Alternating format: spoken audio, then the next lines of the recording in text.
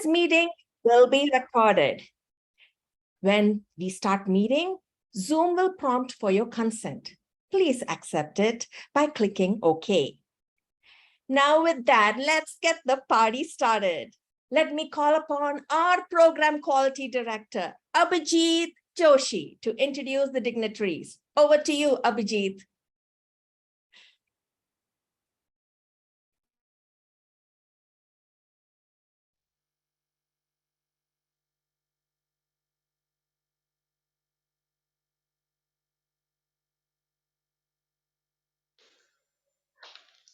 Thank you so much, Jamal. Let me introduce our dignitaries. Let me call upon our Division Director, Cherry Z, Jamal George, Priya Shastri. Thank you so much. Our Area Directors, Helen Josephine, Rovina Suri, Tam Lee. Alison, the mic is yours. Thank you, Abhijit. Welcome, everybody. My name is Allison King, and I'm the moderator for the keynote section of today's speech. As such, I am thrilled and delighted to introduce our keynote speaker, Verity Price. Who is Verity Price, you might ask? Verity Price is someone who approaches life a little differently. She's gone from walking 1,200 kilometers across France and Spain in hiking boots in memory of her parents, to performing in high heels, to packed houses in Nashville and New York. From not having the money to record her debut album, to becoming the world's first online crowdfunder. She's all about facing fears, finding your voice, and sharing your truth. As the Toastmasters 2021 World Champion, Verity captured the judges and thousands of people's imagination with her winning speech, A Great Read, an inspiring invitation to improve our lives by writing a different story. Helping people do just that is Verity's passion, and today she's here to help us do that. Please visit Verity's website to check out her book and sign up for her monthly newsletter. Chair, please share that website link now on our chat. Fellow Toastmasters, please welcome Verity Price, the key to success, both inside and outside Toastmasters. This session is 40 minutes. Verity, the mic is yours. Thank you so much, Alison. What a beautiful introduction. I think I'm going to phone you every morning just to get me started for my day. It is such an honor and a pleasure to be with you all this morning, this evening, this afternoon, wherever we are in the world, and to delve into how do we write a different story when it comes to having more success in our lives. And so just out of interest, and I know this is a bit of a stupid question, but I'm going to ask it anyway, please put in the chat if success is something you would like more of in your life. Personally, professionally, spiritually, emotionally, anywhere in your life, are you wanting to experience more success? And I'm getting lots of yeses coming in, everyone saying, yes, I want success. In fact, I don't think there's anyone who's going to say, no, not really, I'm good. Beautiful. So we are on the same page. What you might not know is that between where you are right now and where you want to be, the success you want to experience at Toastmasters, at home, in your career, there's only one thing between you and the success that you want. And the incredible thing about this one thing is it's something you do every day. You've been doing it since the moment you could speak. You did it. It's how you got here today, and you're going to do it again tomorrow. But what makes a difference is when you do it and what you do it for. Now, this one thing that is between you and the success you want is actually a word, one word. And it's the only reason I'm the world champion of public speaking. It's the only reason I've ever experienced anything significant, stretching, exciting, or successful in my life. And I'm excited to share it with you because you might go, oh my word, I do that all the time. But maybe if I do it a little bit more intentionally, I could get untold success in the direction of my dreams. So in order to take you on that journey, we're going to have to go right back to the start of my Toastmasters journey. Back in 2010, it was December. My sister Kay, who is 12 years older than me and my inspiration, my guide, my guru, my mentor, she told me she joined an organization called Toastmasters. To be honest, I'd never heard of Toastmasters. I was a professional singer at the time. It was not on my radar. And she was terrified of public speaking. So she'd looked for something to help her. And she had found a little community club in a town called Fishhook. We live right at the bottom of Africa in Cape Town. And Fishhook is almost as far as you can get to the southernmost tip of Africa. And she'd found a little club at the back of a library, and she was going to meetings there. And I said, oh, that's great. Well done. That's fantastic. A month later, January 2011, she phoned me up and said, V, I'm doing this thing called an icebreaker. Please, will you come? I just would love your support. So, of course, being a wonderful sister, I said, yes, come. I'd love to support you. And I arrived that evening, ready to support her, honestly, with no expectations of what I was about to experience. And so I walked in to a dusty, musty library room. There was nothing cool about it, I'm not going to lie. And there was a mixture of people. And Fishhook is, I'll put it this way, Fishhook is the retirement capital of Cape Town. So there was a lot of retirees, and I was a 35-year-old feeling like I was kind of making it as a singer. And I was like, this is kind of interesting. I don't know what to expect here, but I'd said yes. So there I was. And I was immediately struck by the kindness and the caring and the incredible communication that happened from the moment I walked through that door. I've never felt so warmly welcomed as I did that evening. And I was particularly struck by all the support that was getting poured onto Kay with her upcoming icebreaker speech. I'll never forget watching her walk to the front. I could see her facing her fears. And she delivered her speech with a shaking voice. It was a beautiful speech, but her fear was palpable. And then I watched in amazement as the entire club stood up and gave her a standing ovation. And the elder lady next to me said, this is what we do when people do an icebreaker speech. And something in me in that moment looked around at what I was witnessing, and I just had a yes feeling about Toastmasters. So when someone in the break said, do you want to do something called table topics? I said, yes, okay, let's try that. And then, of course, when I won table topics, I was like, oh, I'm quite good at this. So when the vice president membership got me after the meeting and said, do you want to join our club? I said, yes, of course, this looks fun. And without realizing it, that one word, yes, was about to change my life. And maybe you can look back over your life and go, when did yes change my life? Because I can promise you most of the time, unless it's a marriage proposal, it's not going to be obvious that your life is about to change. But I said yes, and I stepped into becoming a member. 3 months into being a member of Toastmasters, I got my second opportunity to say yes. I was on my way into the meeting one evening, and the president, Lorne, of our club cornered me in the parking lot, and he said, Verity, the committee and I have been speaking about you. So, of course, I was already, I was like, ooh, they're speaking about me. What have they been saying? And then he said, we've seen something in you, and we think you'd be a fantastic addition to the committee. Now, if you know anything about me, if someone tells me they've seen something in me, I'm like, oh, yes. And I'd said yes to being on the committee before he'd even told me what the role was. And maybe you've had this in your life where you've said yes to something only afterwards to realize that maybe you weren't fully ready or prepared for it. I'd said yes to being the treasurer. What Lorne didn't know was that I got a D for standard grade maths at school. And numbers is not my strong point.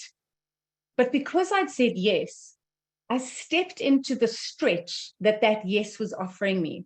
I was honest with the committee. I shared with them that I didn't know what I was doing, and they supported me as I learned how to ask members for money, how to balance the books, how to pay the dues on time.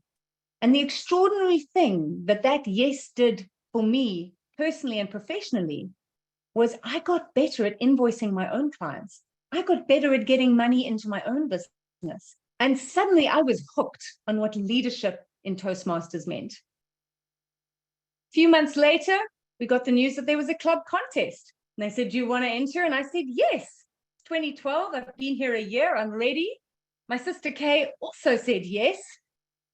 And then she proceeded to beat me at the club contest. At that point, I said, no. God.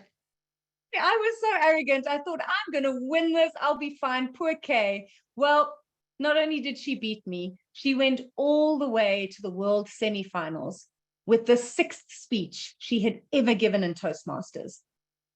She was the most incredible example of what a yes to a fear can actually do for you.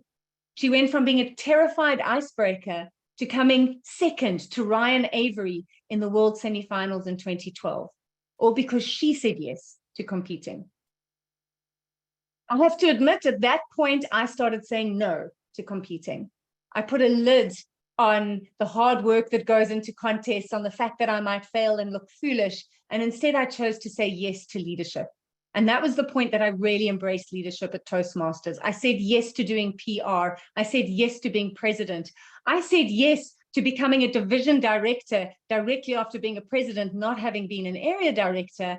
But I said yes because I could see how it was growing me. And at that time, I was also doing a little bit of competing. I was lucky enough to get all the way to district and win the district evaluations contest, but I was not doing the international prepared speaking contest. That was the no in my life in Toastmasters. And so leadership is where I really grew in this organization. And my proudest yes came from my year as division director. It scared me to say yes to that role. As I said, I hadn't served as an area director, so I knew that yes was stretching me, but I also knew that I had people I could fall back on, like I had with my committee about the treasurer role, and ask them for support to point me in the right direction. And I was fortunate enough to be given a fantastic team of area directors.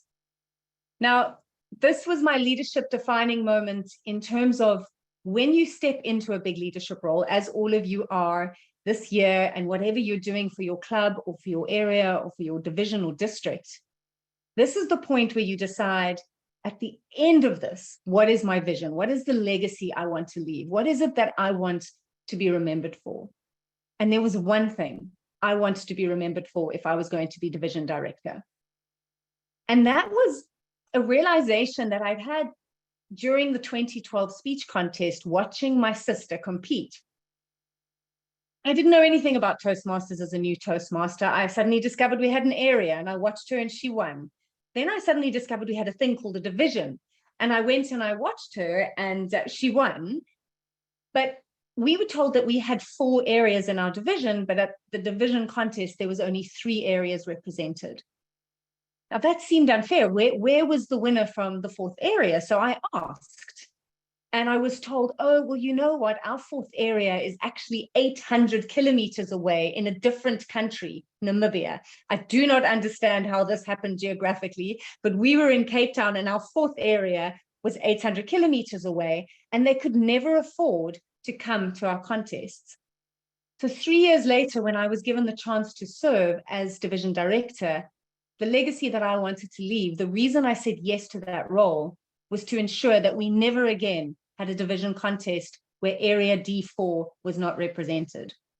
And so I got my area directors to say yes to the challenge. They got their clubs to say yes to the challenge. Namibia were, hell yes, we're so excited about seeing if we can get there. We raised money, we raised spirits, we raised hope. And at our division contest, in 2015, for the first time in the history of our division, Area D4 was there, and not just their contestant, 20 members. They hired a bus, they came across country, across borders to be with us. And the best part was that the division winner that year came from Namibia. We would never have seen him if we hadn't said yes to trying to get them there. And, you know, people ask me, what's my biggest, proudest moment as a Toastmaster? And people say, surely it's when you became world champion. And I have to say, no, it was fighting for Namibia to be at that division contest. And what happened for Namibia as a result of that one yes that our whole division said yes to, was that they went on to become their own division. They now represent at District 74 every year. But there's always that choice as a leader. Do you just go, nah, it's just the way things are? Or do you challenge what is and get other people inspired to say yes to the challenge? The next yes that came for me was when my husband asked me to marry him. So nothing to do with Toastmasters. I was 42. I was like, it had been a while. I said yes immediately, 100%. We got married. We fell pregnant within a month due to a very helpful doctor, I will be honest. And when I fell pregnant, it was very clear that my journey at Toastmasters needed to come to an end. In the last, well, the 8.5 months before I left Toastmasters, I only left 2 weeks before my baby was born, I decided to say yes to finishing my DTM journey. Because I'd been so busy with leadership, I still had 30 speeches to do. And I said yes to doing them in 8 months, pregnant, nauseous, getting incredibly big. And I went to every club I could. I learned to write speeches on the fly. It taught me how to think quickly. It taught me how to look for stories in my life, look for inspiration. And if I hadn't said yes to going, I'm going to get my DTM before I give birth, I'm going to give birth to my DTM first. If I hadn't said yes to that, I would never have given my distinguished Toastmasters final speech 2 weeks before my little boy Dominic was born about my mum and about how she taught me a lesson to always leave the world better than I found it. Now, if you've seen my semi-final, and I'm getting teary here, if you've seen my semi-final speech, you'll know that's what that speech was about. But I wrote a very different version around how that lesson had taught me to leave Toastmasters better than I'd found it. And then I said farewell to this incredible organization. And I said hello to becoming a mother. So how on earth did I become world champion? Well, at the beginning of 2020, I was still navigating sleepless nights, early motherhood. I got a call from a club I had founded when I was division director. And the then president said, Verity, I'm so sorry. I know you poured so much into starting this club. We're down to 6 members. We're going to close.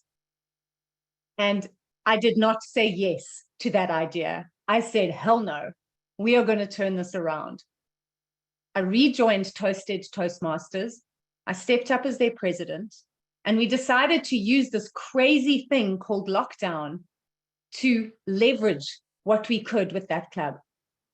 We decided to see how we could get visitors from around the world. And I had 6 members that said, yes, let's turn this around. Let's not give up because this club is failing. Let's see if we can turn this into a success story. And that ultimately is what yes leads to. And I mean, if you even think about it, yes, success, it's like it's just destined to take you to success. So the first thing we did was we decided to do an international event, invite people from all over the world and see if we could get a world champion to come and do a workshop for us. Now, I only knew one world champion. And how did I know a world champion? Well, because I'd been a division director and I'd gotten to host Lance Miller when he had come to Cape Town in 2015.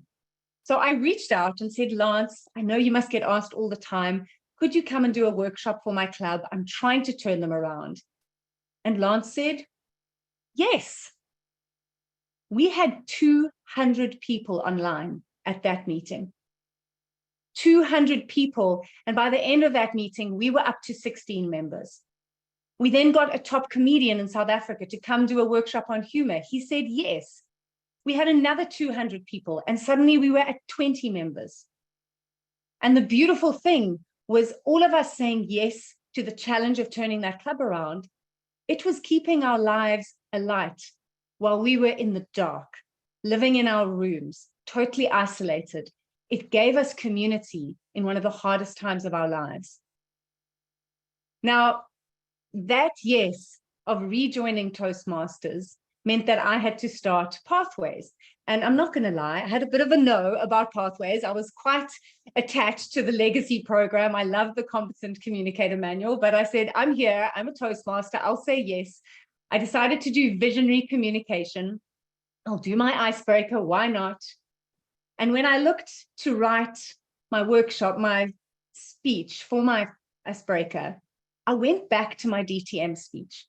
And I decided to use the same idea to introduce myself to this new club of how my mom had taught me to leave the world better than I found it.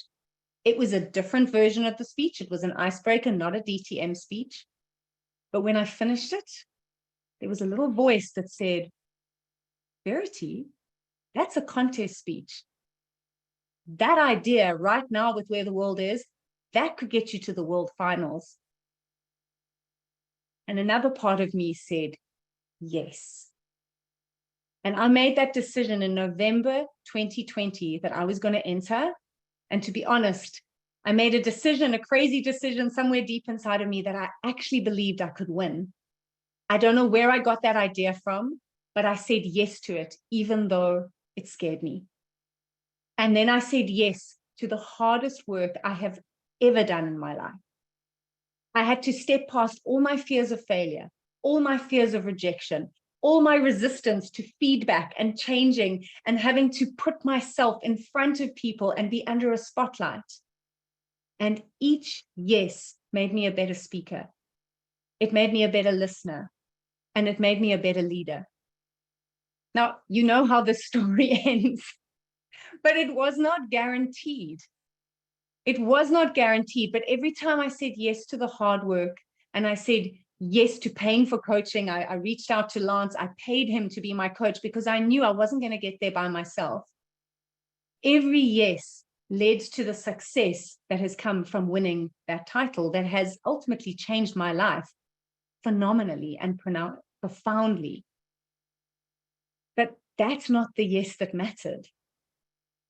The yes that mattered was the one that I said in January of 2011, when someone said, do you want to join Toastmasters? And you never know what that first yes is going to lead to. It's always easy to see what the last yes resulted in. But if we can learn to trust that the first yes we say to ourselves, or that we help someone else say to themselves when they join this organization, we never know what extraordinary journey and what incredible success they could experience, whether it's just personal success where they feel better and more confident and they trust themselves and they know that they add value, or professional success, which I've been blessed to experience. And so my invitation to each and every one of you that is here today is look back on your yeses, congratulate yourself for those yeses, and the times you've said no, forgive yourself. But remember that the yes you say today could lead to the success you experience tomorrow. I'm open for questions. I know we've got 40 minutes, but I feel like you've probably got more questions than I can keep telling you my story. So I'm here at your service. Yes, yes, yes, good. Thank you for that beautiful, inspiring speech, Verity. So I'd like to remind our audience today that you'll send your questions in the chat directly to me. Look for moderator Allison King, and I will field them to Verity. So please, I'm looking in the chat now. I'm looking for your questions, and I'll start the ball off here, Verity, with a question of my own. So Verity, I looked at your prize-winning speech as soon as I found out I would have the joy of being your moderator. And unlike today's speech, where if no one's ever heard you speak before, you could come across like this superstar, superwoman, the kind of person I could never aspire to be. But in reality, with your prize-winning speech, you have talked about parts of your life where you felt like, hey, I'm not cutting it. So how would you say that process works for you? Is it a little by little baby step, or does it build like a snowball? How did you go from being somebody you said, this is not the life I want, to talking like you did today about all these successes? Wow. To be honest, it is a work in progress. I am still someone who doubts myself. I'm still someone who has down days. I am still someone who looks at other people and go, wow, they're doing so much better than I am. And how did I get that so wrong? So I have a loud inner critic. I think I've learned to drive the car and keep her in the back seat. And maybe that's been one of the keys to my success. I have to accept that she's along for the ride. She's not ever getting out the car, but I've learned to turn down the volume on her. I've learned sometimes to just go, what are you afraid of? Why are you trying to hold us back right now? Can we talk about this? And then can you just, I've got this, I've got the wheel. So it is a work in progress. And I'm blessed that speaking it's something that flows for me. It's something that I love doing. I'm passionate about people. I'm passionate about communication. So this part of my life flows really well. If you have to get me out and try get me exercising, you'll see like I've got a lot of barriers and I get out of breath and I'm not good at that. So this is not every part of my life that is sorted, but I have worked incredibly hard to become a good speaker. And that time that I've put in, and every time I say yes to that, I think that builds confidence, and that makes it easier to face our fears, face our limitations, and embrace the things that scare us. That's so good to hear, especially about your inner critic. And yes, it certainly makes real. It's very relatable, right? We all have it. So I have one question. I'll just quickly, if it's any consolation, the biggest lesson I learned becoming world champion is that imposter syndrome is a real thing. When I see the other world champions, I go, oh, they're a world champion. Like, how did I get here? So it's very real. And I think all of us feel that, even if it looks successfully on the outside, we're still questioning ourselves. Yeah, I think you're right. I think it's universal. So I have a question here about, where do you anticipate your future going in Toastmasters? So this is a Toastmasters related. Once you've won the world championship, where do you go from there? I've actually applied for the accredited speakers program this year, so I'm excited to see if that comes through. I am a professional speaker. I just think it's another fun thing to go for, and it would get me to the Bahamas, which would be amazing. But in terms of Toastmasters, I think my future is not that different from my present, and I think it's what all the world champions end up doing. It's a future and a journey of service, and where I can serve and how I can come and share what I've learned and little insights that I might have. I find it challenging to serve at a club level and to be a committed club member. I don't always have time to write new speeches or do new roles. I am the club treasurer again, can you believe it? But if people ask, I do say yes. But it's very much how can I serve from the platform that World Champion has given me. Thank you. Okay, there is a future beyond the World Championship in Toastmasters. Okay, my next question is the overlap that you've experienced. Do you feel that your Toastmasters experience helped your music career or vice versa? So music was before Toastmasters, and ironically, if I had been in Toastmasters while I was pursuing music, I think I would have done a lot better. And I particularly realized that when I took up the Vice President Public Relations role. I learned how to write a press release, and I had a great year of being PR because my sister was the district champion and going to the world semifinals. But I learned how to write press releases. I learned how to engage with the media. And I hadn't known that when I was trying to crack the music industry. So I have no way of knowing if I would still be a singer if I'd had Toastmasters in my life earlier. Music helps my speaking because I'm used to working an audience and I know how to engage with an audience. So that's how it added to my speaking and Toastmasters career. So it sounds like your music career helped you, give you a little boost as a speaker. And that last answer kind of segues into another question. Do you have any tips, any quick tips for how you do the PR for a special event for Toastmasters? Oh, we're going back away. When was 2012? It's a long time ago. For me, it was very much around, do you get the right hook statement? So that headline that you could imagine on the front cover of the newspaper. So, local Toastmaster wins big or something like that to get their attention. And then I always would include some good pictures. I would always have some quotes. So I would quote, if it was about a member, I would get a quote from them, but then I would also get a quote from someone external from another club or a district leader. And I found that often would get it into the paper or onto the website because you'd done most of the writing for the journalists and they didn't have to think. So you've got to think like a journalist and you've got to go, I want to make your life easy. I'm going to make this sound sexy and cool. So that's what I did for press releases. I love the sexy and cool. Yeah, you've got to make it sexy and cool for people to go beyond the picture and read, what am I interested in here? Now, I'm going to ask people who are sending comments to me to please keep them question oriented. I'm reading through all these comments and some are love and appreciation. And I would love it if you would send those after the session to Verity, but it's a little bit harder to sift through and get to the questions with all this love flowing in as well. Please don't stop the love, just postpone it a little bit. Okay, the next question I wanted to mention here had to do with how you did your time management and juggling of everything, all this amazing accomplishment while you were pregnant. Oh, yeah, I'm not sure, but it was, to be honest, I'm so much busier as a speaker and facilitator since winning. Back then, the work as a professional speaker pays very well, but it doesn't come very often. So there was a lot of downtime between, client sessions or workshops. So I did have time and I didn't have a child. I must say, you're not going to meet many Toastmasters women that have got an 18-month-old baby and are still committed Toastmasters. I couldn't have done it if it hadn't been virtual.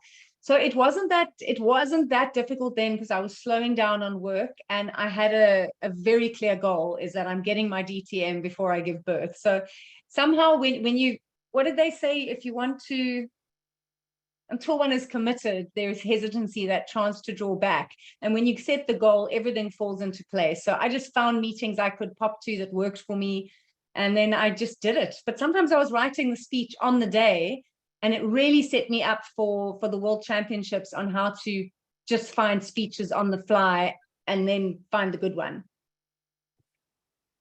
Thank you, Verity. This kind of relates to your last comment about the World Championship. I love Lance Miller too. He's come to District 101 and did an amazing job on how to do a good evaluation. So we have a question here. What tips worked the best that you got from Lance Miller? Which ones stand out to you that helped you win that championship?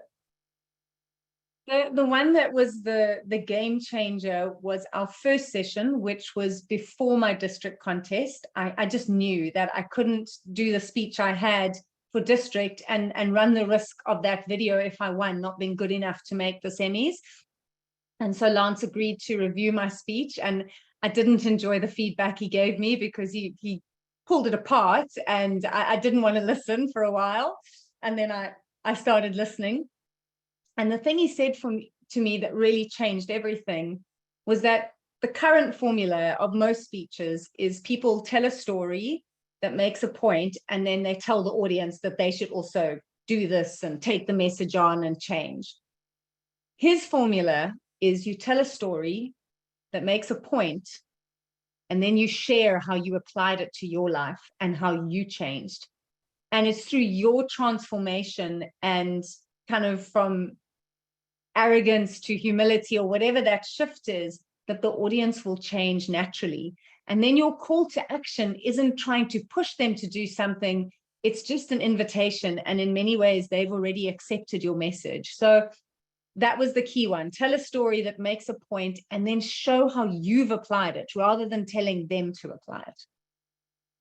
Lovely. Thank you, Verity. So there have been a few questions about the process of saying yes. And some folks are questioning, surely no must come up before you say yes. And how do you negotiate? How do you deal with the no's that might get in the way to reach your yes? I think no. There are times when we have to have a no. No is a fantastic boundary, and we use no to be very clear about who we are and not get walked all over. So definitely there's a time and a place for no.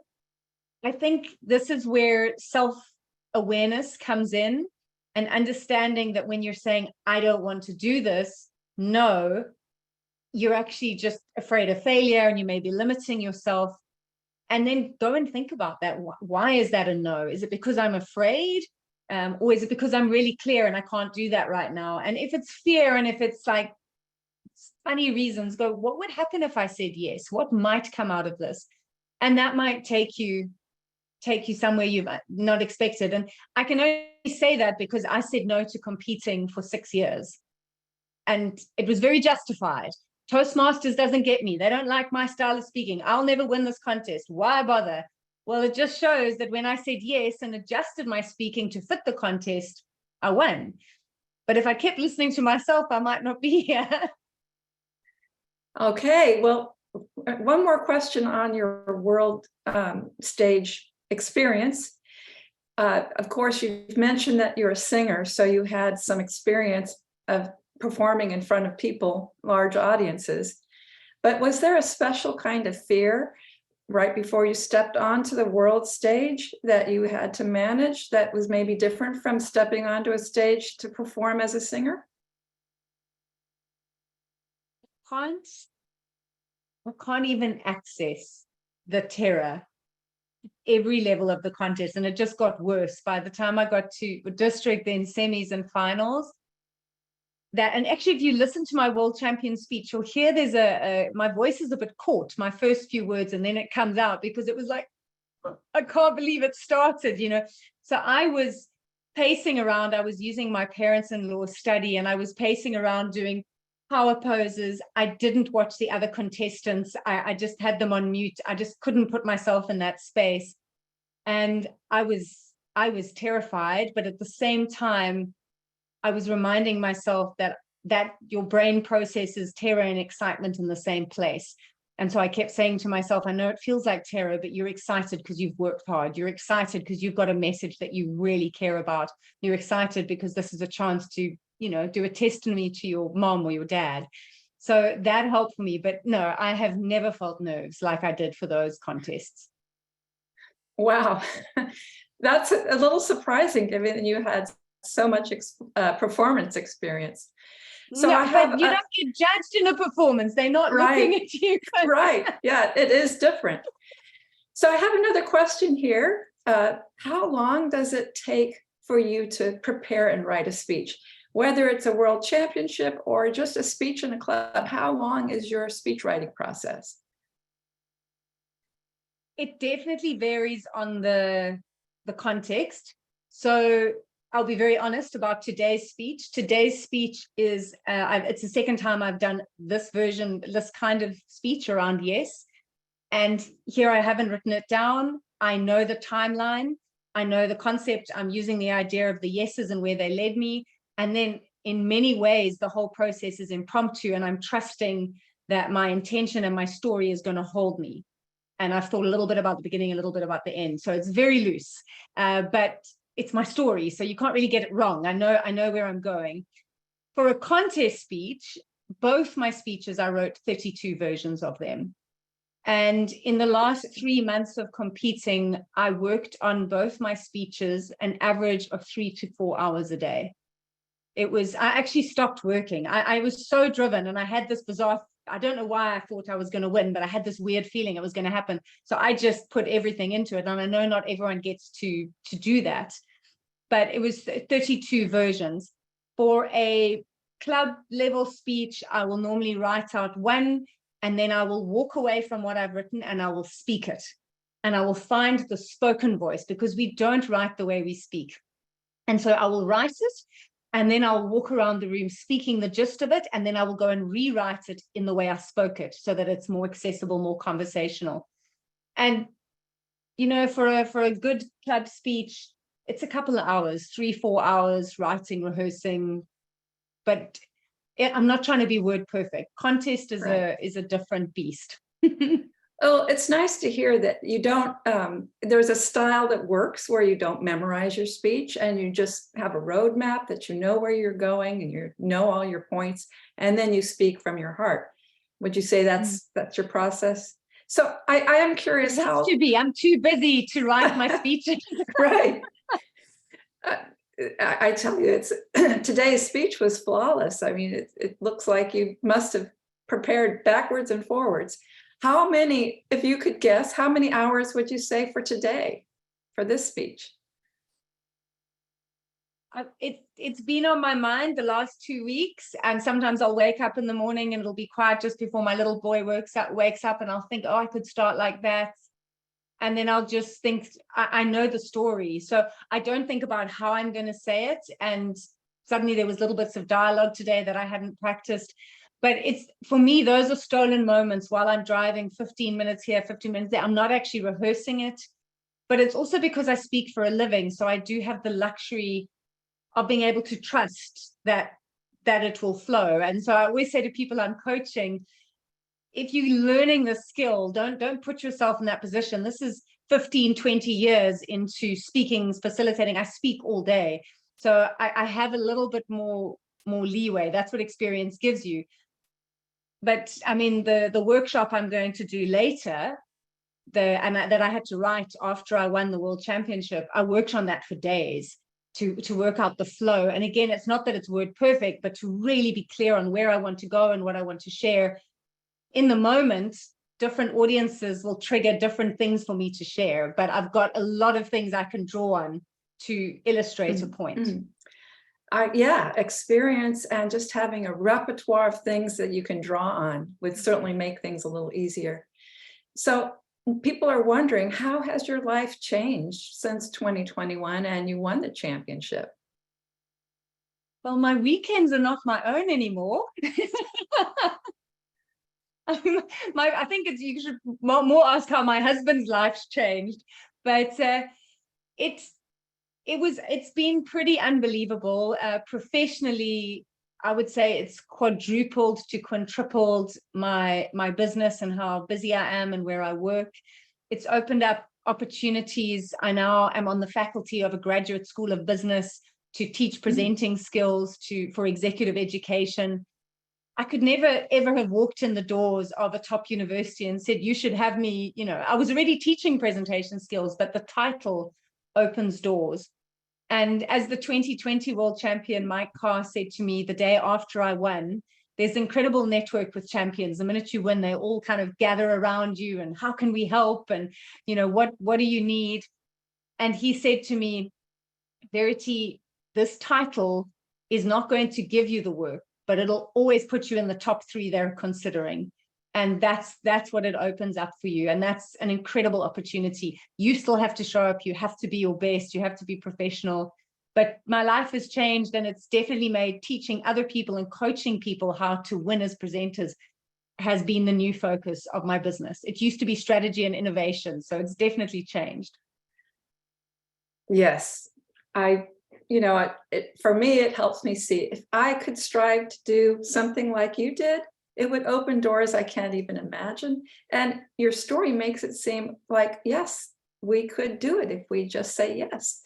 So we're getting close to the end of our question answer session.